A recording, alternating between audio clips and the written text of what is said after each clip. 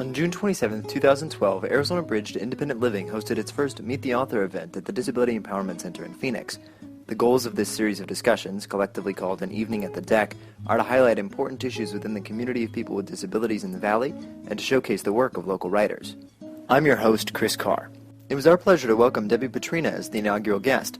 The author of Managing MS, Straight Talk from a 31-year Survivor, Debbie has served as a counselor and peer mentor for the National MS Society and continues to work with and mentor others with multiple sclerosis through local MS Society chapters. In this video, she shares insights and experiences from her highly readable and powerful book, as well as tips on how to manage everything from symptoms and treatment to relationships with doctors, family, and friends. The first thing I want to know, Debbie, is the subtitle of your book, as you can see, is Straight Talk from a 31-year Survivor. So, given that you've had MS now for over 3 decades, why did you write this book now, and who are you writing it for? Well, I always wanted to write a book. I know from the very early days, but I just never really had the opportunity. And going through motherhood and going through other changes in my life, trying to make the adjustment, living with MS just didn't give me the opportunity. As time went on, I realized that later would be better than earlier, and I'm glad that I wrote it now as opposed to then, because I'm a lot smarter. And back then, it takes a very, very long time to learn how to manage living with MS. And when you get a diagnosis like this, in the beginning, it's like a nightmare. There's a lot of fear. For me, it was somewhat of a relief, because I knew that I was dealing with something strange going on in my body. I was only 25 years old. I didn't know what it was. And by the time that I found out that it was MS, it was actually a relief. And I was like, okay, I know what it is. Now let's get the show on the road and figure out what to do about it. My main objective for writing this book was to reach out and help others, to help guide them, give them some kind of a support device, a knowledge device that they could use in learning how to manage their MS, because it is so difficult. And I wanted to reduce that fear, because even now, in fact, last week it was interesting, I did get an email from somebody through my website. She was a 35-year-old woman, and you could hear the frantic voice through her words in terms of, I think I might have MS, I don't know for sure. I've had these, when she was on a variety of things that were happening to her, and I need help and I don't know where to go. So your book would certainly help somebody in that situation. I hope so. In fact, I have a motto. And if I was to summarize my book in a nutshell, this is my motto, it's knowledge and support equals less fear. Knowledge and support, you will not survive MS unless you have the knowledge in terms of what to do, and unless you have the support of everybody around you. Support from friends, support from family, support from your healthcare professionals. And with more knowledge and more support, that helps to overcome the fear. Right, and I wanted to get into a little bit about your diagnosis story, as you write about in the book, and one of the things that struck me is most interesting in a way is the fact that it took so long.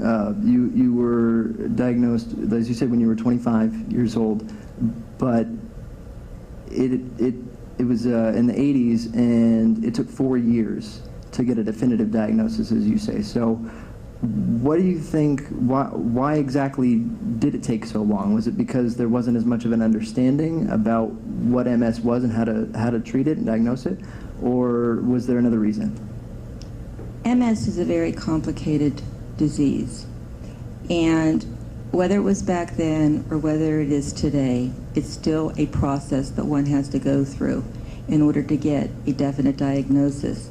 A neurologist will not, they cannot, even from the MRIs that are available today, make a diagnosis just on one test. It is a process.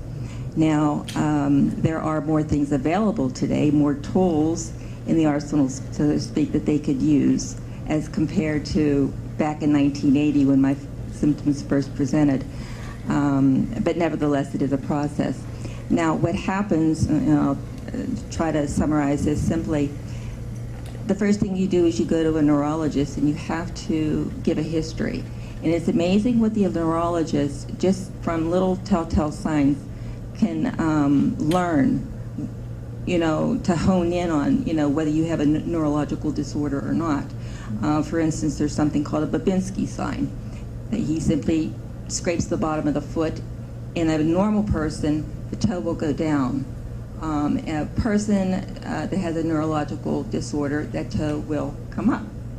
The neurologist will check reflexes.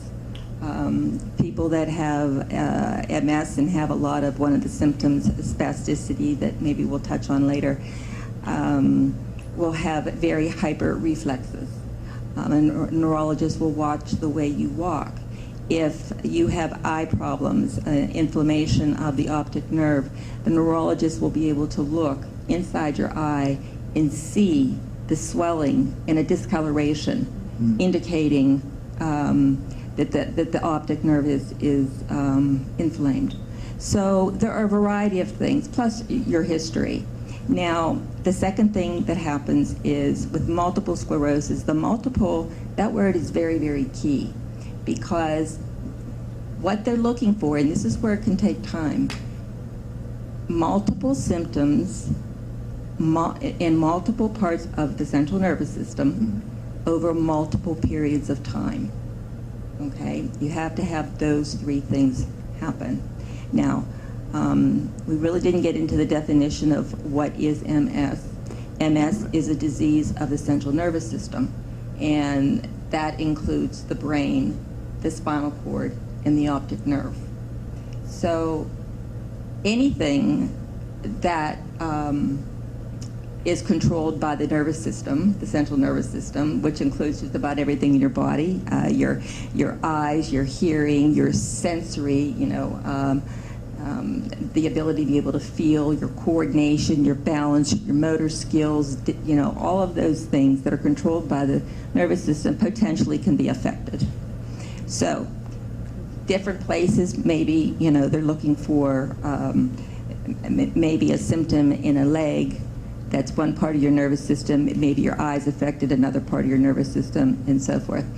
Now, when I was diagnosed, the very first onset of my symptoms in 1980, my first relapse, where all of my symptoms were presented, lasted 10 months, okay? And that was one occurrence. So at the time, the doctors, I later found out, had put down probable MS, but would not tell me. Because they would not give it because they were looking for another occurrence. Now, the third factor that gets into play is they put you through a multitude of tests. Now, back in 1980, when my symptoms were presented, there were no MRIs, there were no CAT scans, there was nothing. There were no evoked visual response tests. Basically, they did a spinal tap and a myelogram. And now they have all these other tests, but even with an MRI, even when they can see the so-called lesions or scarring in the central nervous system, they won't take that alone. They want to take all of these tests, the history, and all these other signs, and rule out everything else, because there are a lot of other illnesses that mimic MS. Again, it's very complicated. So diseases such as fibromyalgia or Epstein-Barr syndrome, and even something like Lyme's disease can mimic the symptoms of MS. So it is a process, and even though we're out of the dark ages today, it's still that process. And you read about the difference in the book about awareness of MS versus an understanding of the disease. So can you talk a little bit more about how people can, people might be aware that it exists, but what is needed in your mind to get to a point where people understand it and can really get a hold on it a little bit more easily? Okay. Again, back in the dark ages in 1980, when somebody said the word MS, or the letters MS, everybody said, oh, it's that Jerry Lewis thing, isn't it? Okay, MD. And no, it wasn't the Jerry Lewis thing. The awareness comes in where a lot of people have heard MS. They walk for it. They ride bikes for it. There are all kind of events that take place to raise funds for research to stop MS. But if you ask somebody, really, what is MS? They couldn't tell you. And it doesn't go beyond, it goes beyond just, the persons that have MS. I'm talking healthcare professionals, the whole health field. I have gone to doctors. Recently, I was in the hospital last year, and there were actually people that were treating me that did not even know what MS was all about. They did not know that it was a disease of the central nervous system. They did not know the effects that heat has on the central nervous system. Right. These are the kinds of things that need to be understood. And even a person, again, it's a very complicated, the nervous system is very, very complicated. And everything with MS also is very complicated. The symptoms are very complicated with it. The diagnosis is very complicated. Relationships with people are very complicated. And all of this requires an understanding of what MS is all about. There's a vision, or there's still a concept or perception by people in general that MS is related to a walking problem. So somebody, if they get a diagnosis with MS, will automatically assume, oh my gosh, I'm going to end up in a wheelchair. Mm-hmm. When the fact of the matter is, I don't know the exact number. At one time it was 25%. It probably still is around 25%, maybe even less now because of the new treatments that are available. So, but there are a lot of other symptoms that happen beyond just the motor function of being able to walk that people are not aware of. And a lot of these symptoms are invisible. And they're very difficult to understand. They're very difficult to learn to live with.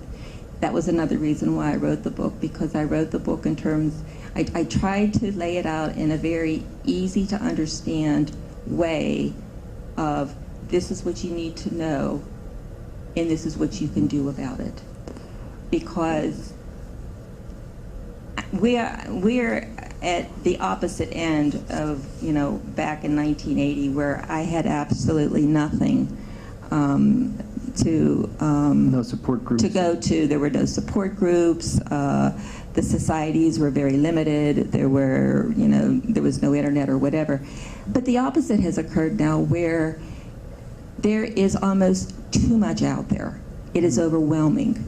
With the internet, with the chat rooms, with the forums, and everybody has an opinion, then it becomes very confusing.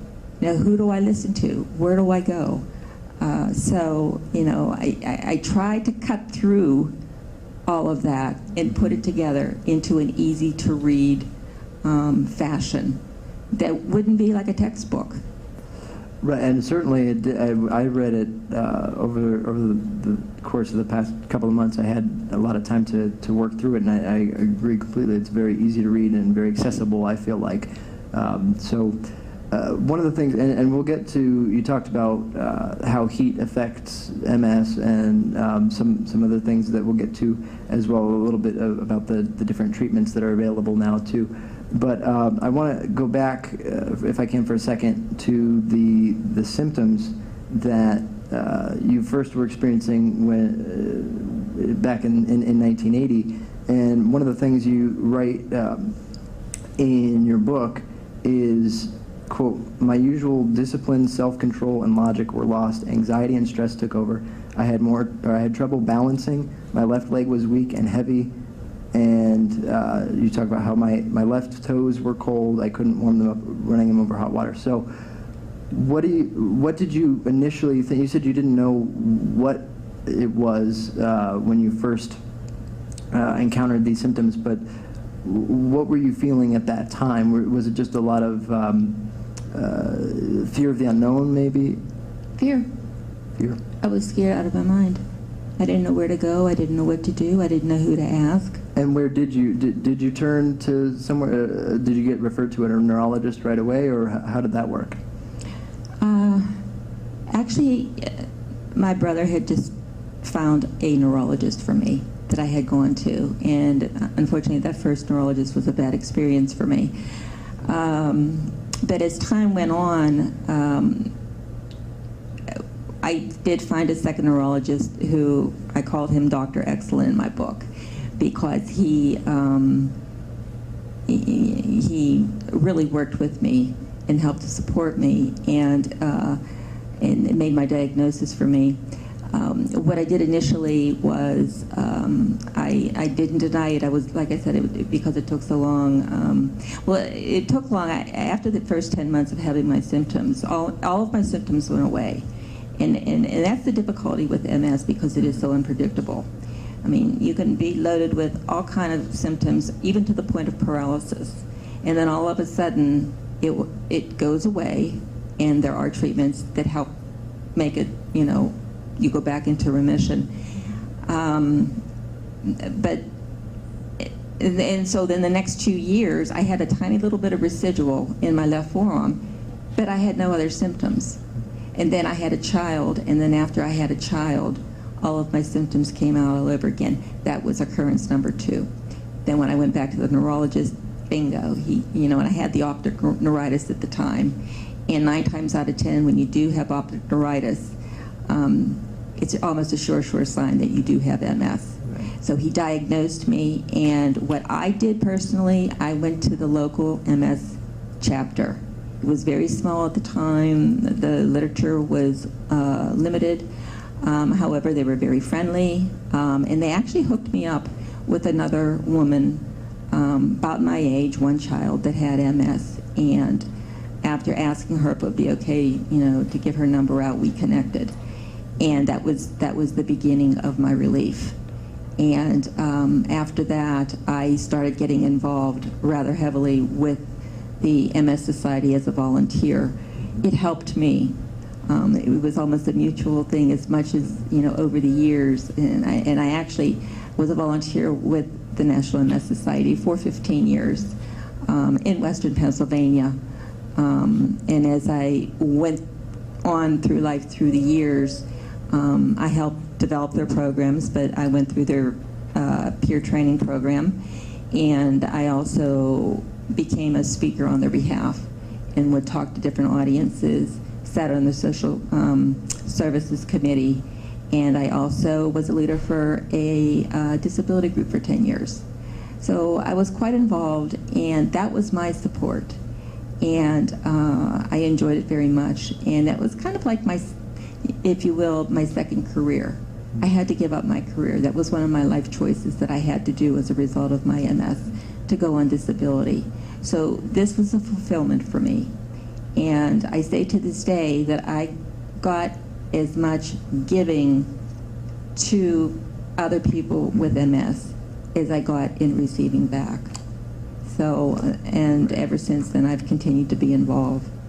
And so when I do, when I wrote my book, when I write about the various symptoms and other issues in terms of how to deal with the doctor, or how to deal with people in certain relationships, and there's a wide variety of different topics that I address. The types of advice that I give, or suggestions that I offer, are not only my opinions, but they are also the accumulation of all of the thousands of people, and I'm not kidding when I say thousands of people over the years that I have interacted with.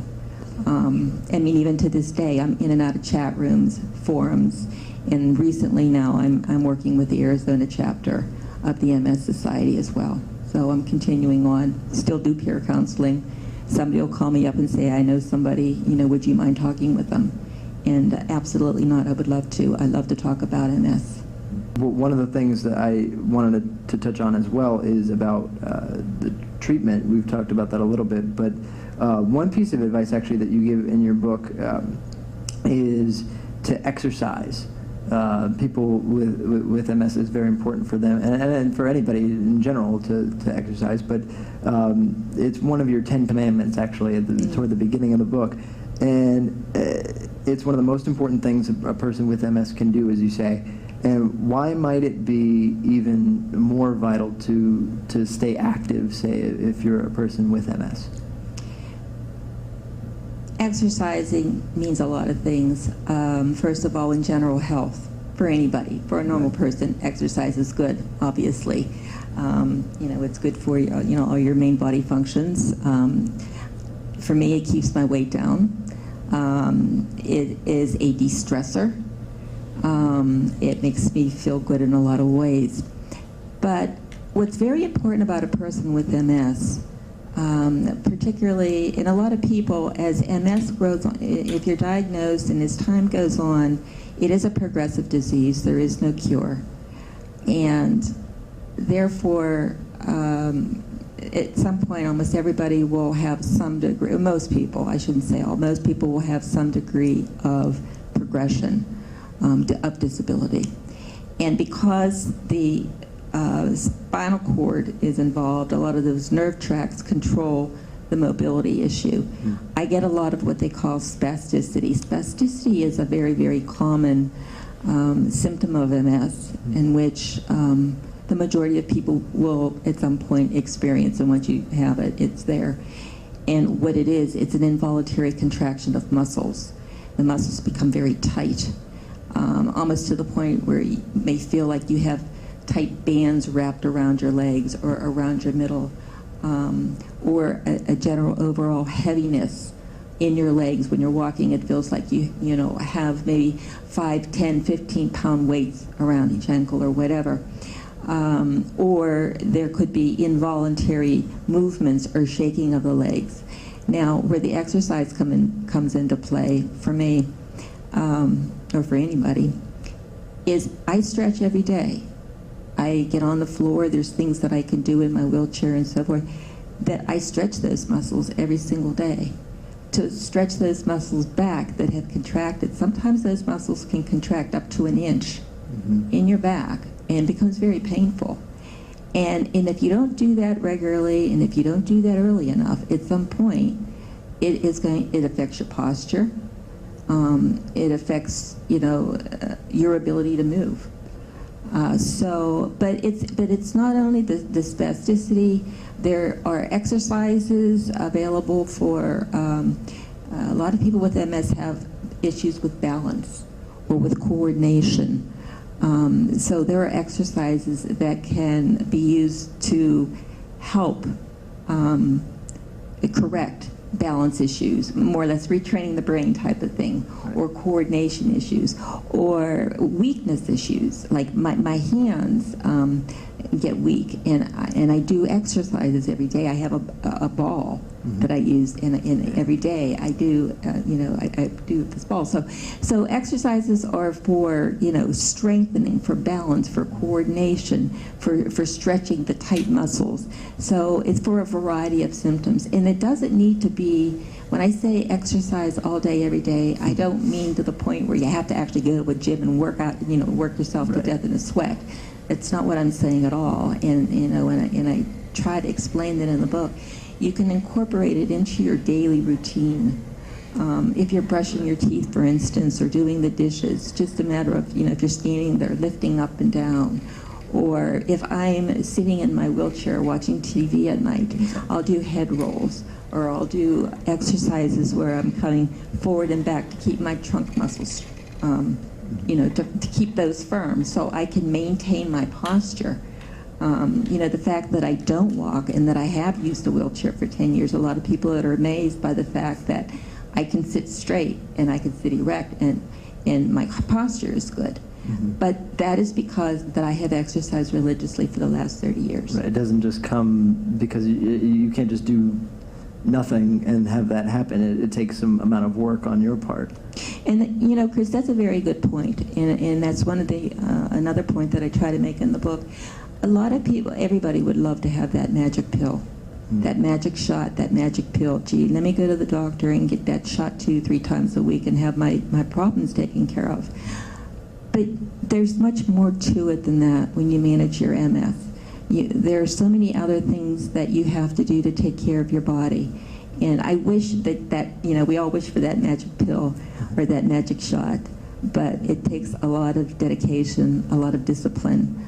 And it's not only in exercise. You mentioned my 10 Commandments earlier. I have a section in my book that's called the 10 Commandments, and it's the 10 things, the 10 most important things that I rely on, how I live and I manage my life to be healthy. Because the whole idea, if there was one message that I could get across for the book, is there is no cure for MS right now. There is nothing to restore any of the damage that has been done by the disease as it goes on. So the most important thing you can do is try not to relapse. Try not to have the disease active. Try to stay well. And I'll give you an example of that. A person who gets sick with a virus or a flu or any kind of, a lot of people over the years have said stress impacts MS. And many people, especially old veterans like me, when we get together and we talk, we say, yeah, when major stress events occur in life, whether it's a chronic emotional stress, mental stress, or physical stress, it could be an auto accident, it could be a divorce, it could be having a baby or whatever, right, can trigger an MS attack or worsen it. But particularly also sickness and infections. Don't get sick. Take care of yourself that you don't get a virus or a flu, because what that will do, that can trigger an MS attack. And you talk about even going as far as if you have to visit somebody in the hospital, not staying for too long, or if you have to check into the hospital yourself, trying to take extra precautions in that way. Absolutely. Especially in the winter months. I try to avoid crowds, avoid people. Don't put my, hands in, to rub my eyes or, in my mouth. I'm forever, washing my hands. It's very important to stay well. It is known, more times than not. We haven't talked a whole lot about flare-ups and attack in MS. There are different types of MS. Right. That people are classified as having, and the most common one, 85% of the people who get MS are typed in the beginning as relapsing, remitting. What that means is that when a relapse happens, the symptoms come out and intensify. And they're not all visible. Again, because we're dealing with the central nervous system, there could be any variety of symptoms, and that's what makes the disease or the condition so difficult to deal with, because many of the symptoms are invisible, not to the person feeling them, of course, but to everybody else. I think that is, like you said, it is one of the things that makes it more difficult. It's a very unpredictable condition in terms of when you're going to have certain symptoms show up, and when they're really going to go away too. They could last, as you say, your first the first time you experienced symptoms, it was 10 months, and otherwise it could be a lot shorter, though. It's in some cases. It's different for everybody. No two cases are alike. And that's what's so frustrating too. You can't, talk to somebody else. You can, it's a comfort, and I mention it over and over again that, one of the best things a person can do is to relate to another peer, because they're experiencing what you're experiencing. If you have numbness and they have numbness, all of a sudden you click, oh yeah, I know how that feels. Okay, well, what do you do about it? Or what have you tried? Anyhow, but it's the unpredictability of it. There are no two cases that are alike. You don't know, even when you have an attack, when you come out of a remission and you do have a flare-up, you don't know how long it's going to last. You don't know how intense it's going to be. You don't know what kind of residual damage you're going to be left with.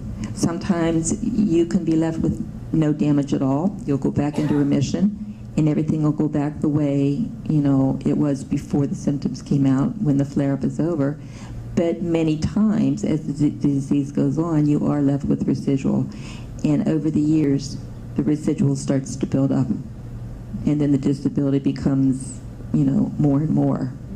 So you do have the unpredictability of it. And so, again, coming back to taking care of yourself, you have some control over the disease. And, of course, there are treatments available as well. Mm-hmm. And one of the things I wanted to ask about, because you said you had already started a family when you actually received your diagnosis, once the diagnosis came across. If I can ask how they reacted to that, and is that maybe another form of support? Obviously family is important as well as peer mentors or other people with the same thing, other people with MS. But how important was your family in dealing with your condition when you first were diagnosed? Well, it's very important, and it's a lifetime relationship because it doesn't go away. There is no cure for it. You have it forever. And if you're diagnosed, if you're diagnosed 20, 30, 40 years, you have many decades left. Your family lives with you, so they're living with it too. Right. Your friends are living with it. And again, that's one thing, when I wrote the book, I started off by, talking to, on a peer level, to other peers. But then, in terms of understanding, it has to go beyond peers. Other people need to understand it too. So I wrote the book in a way that family could understand it, and they could understand their role in it, not only in terms of what's happening with MS, but how they can help with MS, or friends, and even health professionals. Because that, again, without that support, you will not survive. Everybody lives with it. Now, I wrote one time an article on a blog, and I termed it, in terms of relationships, two sides of the same coin. Mm-hmm. Because, I'm on one side of the coin with the MS, living with it, but my family, intermediate and beyond, is on the other side, and they're living with it too. And we need to try to empathize with each other, try to think about, gee, if I was in your shoes, you try to put yourself in that other person's shoes, how to react, how to feel, what to do, or whatever. But you can't exactly, like my husband could never 100% know exactly what I'm going through.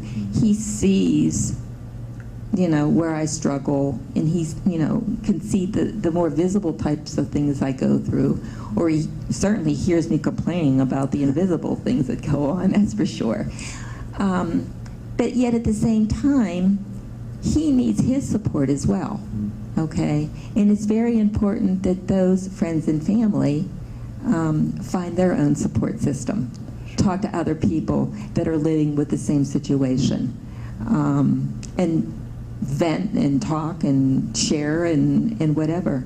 Right. And would you say for the people who are living with someone who has MS, that it's important to empathize as much as possible, or what specific advice would you give to them about actually living with an MS, or as you say? Are there specific things that they can do in terms of offering to help in certain ways, or kind of stepping back sometimes and not necessarily helping? Sure, and I outline a lot of that in my book. The thing is, again, it comes back to understanding what is going on, okay? Trying to understand what is going on and communicating. Communication is very important, and to talk about it. When a friend or family member begins to understand what is happening, they can offer to jump in, but it works both ways. A person, with MS, and this was something that was very hard for me in the beginning. I've always been a very independent person, like, well, I can do what I want to do it myself or whatever, and it was very difficult for me to learn how to ask for help. But I, after a while realized I wasn't going to survive if I didn't ask for help. I needed the people around me. I needed help. And I couldn't do it all anymore. And so, again, it's me communicating to them, hey, I am really not having a good day, or I am really tired. I can't do this today. Can you help? Or I am in a really bad mood, so you know what? You may want to stay away from me. Yeah. That kind of a thing, okay? Mm-hmm. To communicate and talk about it. And whereas on the other side, the person that is living with the person with MS, they can just jump in and offer, say, gee, you look like you're really struggling with that. Would you like some help? Would you like me to help you put your shoes on for you? Would you like for me to run the vacuum for you, or something like that? And they have to accept whatever answer you give them. If you say, well, no, I'm fine, then you would hope that they would be okay with that as well. Well, you work it out. They make the offer, and then if you don't want it, you can kindly tell them, and then, they, I would say if they don't argue about it. Right. Just let it go. Just a couple more questions from me, and then we'll get a few from the audience as well. As I said in the beginning, you moved here from the East Coast in Pittsburgh in 2001, and you write about how heat can affect MS and the condition. So why would you? Why did I move to the Why desert? did you move, to somewhere where right now it's June and 112 degrees at 8 o'clock at night? Very good question. I was living in a very old city. Pittsburgh's a very old city, and it's not a very accessible city at all. The winters were rough. Lots of ice and snow and hills. The house I was living in was 3 levels. I had 2 stair glides, no bathroom on the main floor. Used a wheelchair on the main floor, a walker upstairs, and a scooter downstairs. And I knew that I had to make a move. And so the question was, where do I go? Pittsburgh is a very humid, moist city. And it's also very depressing because it's gloomy. It's like Seattle the second. It rains a lot and it's gloomy a lot. And I'm not going to pretend, we MSers get moody. We don't feel good. We get crabby. And we need to be lifted up a lot. Whether we do it ourselves or do it with our friends or do it with our peers or whatever. So when I started taking a look at, okay, where can I go? One of the things I wanted was a dry area. Secondly, an accessible area. So I came to the desert. This sounds like the place, yeah. Well, the dryness definitely helps me. There's just no question about it. I have much less pain, and not having to deal with humidity is remarkable, because the heat factor with somebody with MS can make the difference of whether you walk or don't walk, or whether you can get out of bed or not get out of bed. I mean, it could be that severe. And heat can come from a lot of things, whether it's the temperature, or whether it's a fever, or whether it's just being overworked, the time of the day. There are a lot of things that can contribute to heat. But getting back to the desert, having the dry was the plus. The other factor was the accessibility here was fantastic. I'm in a one-floor home. Everything is accessible. It's more of a modern city. I've got doors that open for me, and transportation that is highly accessible, and so forth. There's never utopia anywhere. You always have to put up with something somewhere. So in the heat of the summer here, I stay indoors, just as I would with the winters back east. But I still can get around. I can get out in the morning. I do have a pool. That was another factor that I moved here. And now that you mentioned that, I'm glad you brought that up, because I'm a swimmer, and I've been a swimmer my whole life, and I really advocate that as an extremely great form of exercise for people with MS. I get in my pool every other day, and I don't walk anymore, but when I get in my pool, I can stand and walk some in the pool. I swim. It's good for my circulation. It's good for my ankle edema. I do stretching. I do a variety of things, and I can use my pool 7-8 months out of the year. And there's a certain buoyancy, I think, that people have when they're in the water versus when they're on land, and that probably helps, as you were talking about before, with the spasticity factor as well, I would think. Well, it does help, you know, and again, in a whole variety of ways. The coolness of the water. You know, people that don't exercise, if they exercise on land, for instance, in the wintertime, I do get on the floor and I do floor exercises, and I do overheat easily. But whereas when I'm in the pool, the water is cooler, and therefore I can stay in longer. So, so for me, it's I like that form of exercise a lot. It's safer. You know, I don't get hurt. Certainly, yes, yes. The last question for me, and then we'll get to the audience questions as well. I wanted to ask specifically about advice, and you talk about this in the book too, advice for newly diagnosed people with MS. Just about a week ago, I believe, one of the networks had Jack Osborne, who had an interview and discussed his recent diagnosis. He's 26 years old. So this is a two-pronged question in a way. What advice would you give to people who are newly diagnosed? And for somebody like Jack Osborne, or somebody now who's in that 25, 26-year-old range who might get a diagnosis, is the prognosis maybe a little bit better than it was in the 1980s when you were first diagnosed? Yes. Okay, because there are treatments available now that were not available back then, right. That people can take. To address the first part of your question, when you talked about what would you tell somebody that was newly diagnosed, the first thing I would do would be just to ask them questions and listen to them. You know, tell me about yourself, tell me about your symptoms, to find out exactly, you know, what's going on with them. I would give them words of encouragement, because, again, the fact that you're not going to end up in a wheelchair, the statistics are much lower. Back then it was 1 in 4 or 5 that ended up in the wheelchair. Today, with the new treatments and so forth, that number is far less. And that is an unfortunate misconception. Mm-hmm. And there are many, many things that you can do to learn to manage MS.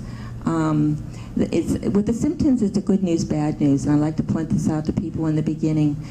Potentially, anything can be affected because it's dealing with your central nervous system, obviously. But not everybody gets all of them, okay? Right. And you'll get your share of them, but, you know, not everybody gets all of them. Not everybody, you know, gets in a wheelchair and goes blind and can't hear and drools at the mouth and all this, you know, and then the foster and depending on, no, that just doesn't happen. And so I like to point out, statistics are on your side, okay? And I like to encourage them, you know, take a breath, okay? You can manage this. You can handle this. It'll take time. But you have to learn your body. And again, everybody's symptoms are different. I encourage them to keep a journal and write things down. Because after a while, you will start to see patterns forming with your own case. They say on average it takes about 5 years to really understand your own case, in terms of how you would respond to certain medications, what kind of symptoms, how bad they're going to get whenever you have a relapse, and so forth. And there is it's not a hard, fast rule, but there is some encouragement in terms of the later that somebody is diagnosed in terms of age, and also the presenting symptoms. If you're older when you're diagnosed and your symptoms, that your onsetting symptoms are more sensory, numbing, tingling, maybe having trouble determining the difference between hot and cold, as opposed to motor functions, you know, dragging a leg, for instance, or coordination, you will have a milder case. Okay, it's not a hard, fast rule, but generally speaking, you will have a milder case with those kinds of symptoms. Now, the other part of the question, okay, we started talking a little bit earlier at the beginning of this question about treatments. Mm-hmm, right.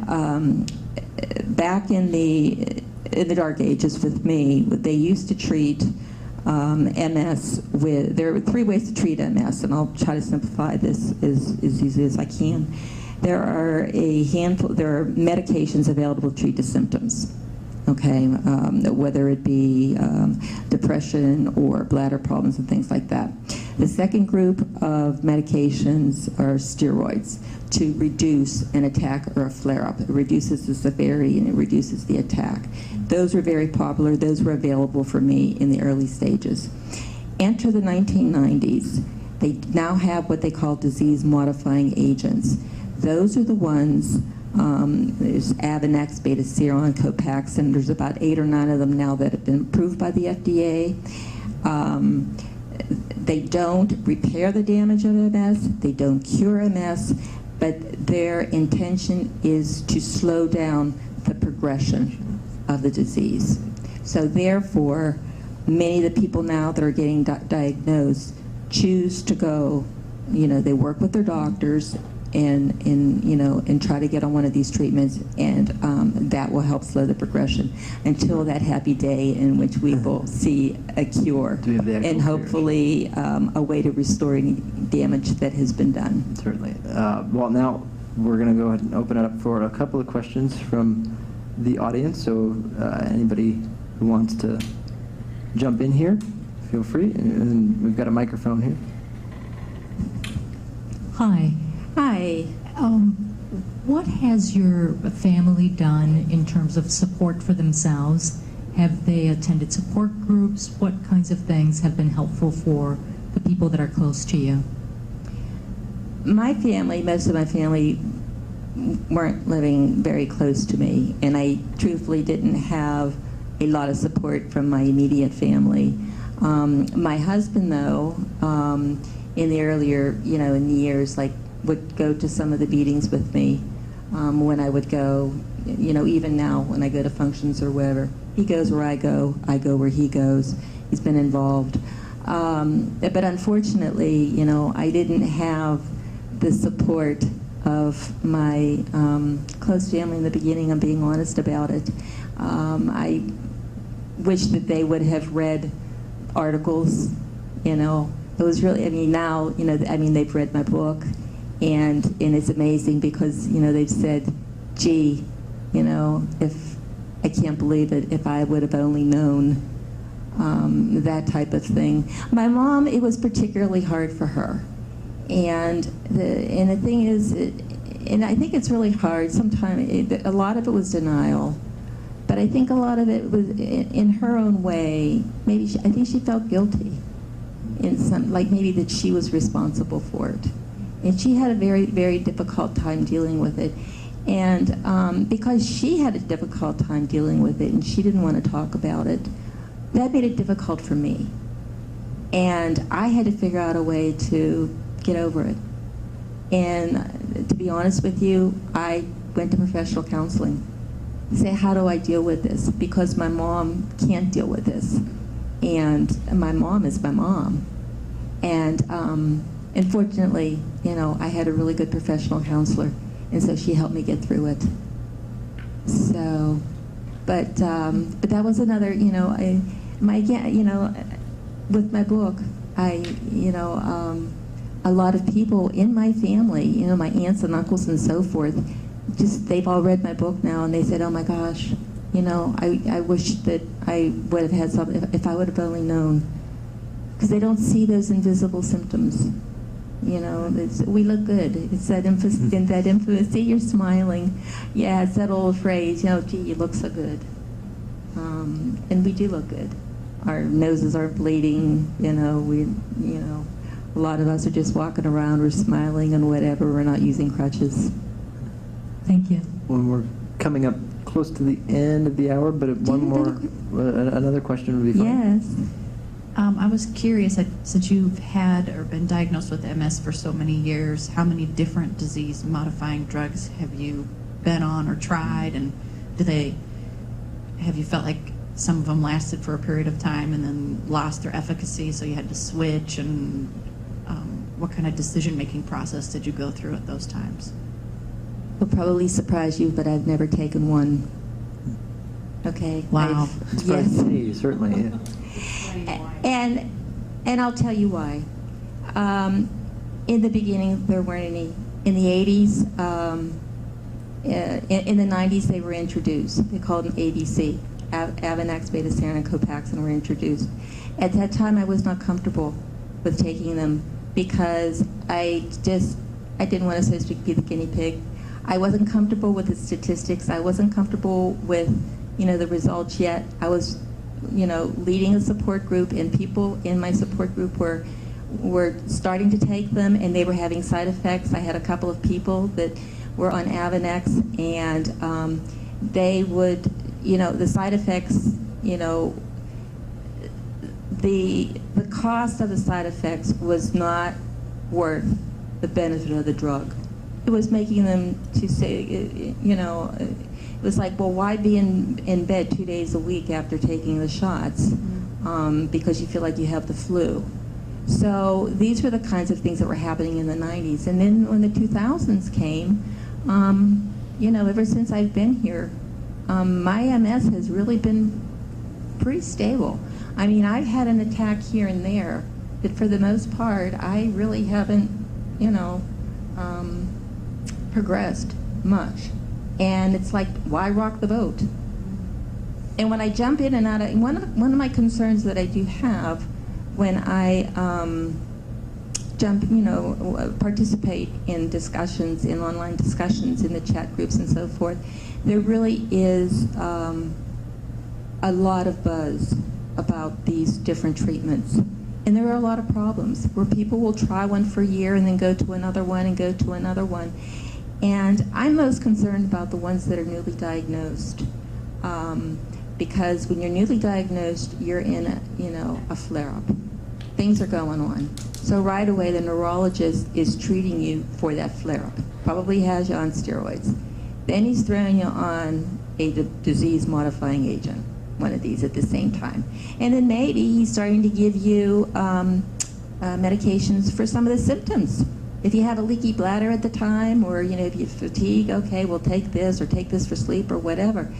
And it's like overload. You have no idea what is working, what is not working, and there's an awful lot of confusion. And I'm really, when I've been participating in the chat rooms lately, there is a lot of confusion, and there is a lot of jumping around from one drug to the next. And one of the things that I do emphasize in my book too is everybody is an individual, everybody is different. What works for one person may not work for the next person. Try it. I mean, if you feel like, okay, I'm going to try this, and weigh the risks versus the benefits. And if you're not getting the benefit, you're getting more, cost or, negative effects as opposed to the benefit, you be the judge of that. Don't let your, doctor be the judge of it or whatever. You be the judge of it. You take control.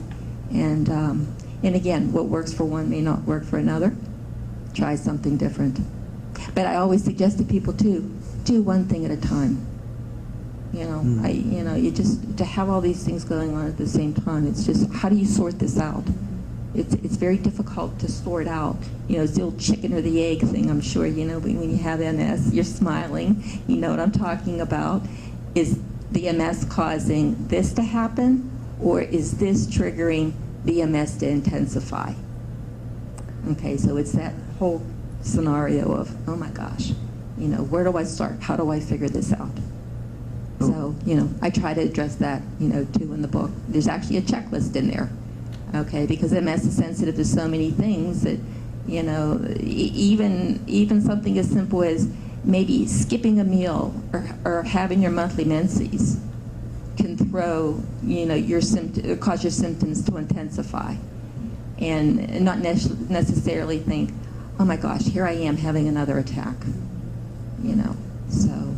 We do have time for one more question, if there is one. Debbie, if you were to write one more chapter in your book, what would it be? What would the next chapter be? What would my next chapter be? Boy, now that is really a good question. Stay tuned, huh? Probably what we can do to educate and become advocators to help more people understand what MS is all about. we in our MS community, those of us that have MS, our friends, our family, health professionals, what can we do to, further make people knowledgeable about it? What steps can we take? I've been thinking about that, so maybe that would be my next chapter. Or the beginning of a next book, perhaps. It could be. Just a suggestion. Well, I'll tell you, writing the book was the easy part. Was that? That was the easy part, yeah. I'm not sure it would have been easy if I would have tried to write it 20 years ago. I'm glad I waited as long as I did. Mm-hmm. So, well, I certainly enjoyed it, and thank you for joining us Thank you. Thank you, Chris. It was my pleasure. I hope I answered your questions and read my book. We do have copies available in the back for people to purchase, and you could even sign them if so desired. And it's also available for people watching the video at Barnes & Noble and also on Amazon.com, both as a hardcover and softcover, and also the Kindle version ebooks as well. Thanks for watching this Meet the Author video. A special thanks to Debbie Petrina for a valuable discussion. To learn more about her story and to read excerpts from Managing MS, visit www.debbiems.com. For more information on ABLE programs and future events like this one, visit abil.org. I'm Chris Carr, and this has been a production of Arizona Bridge to Independent Living.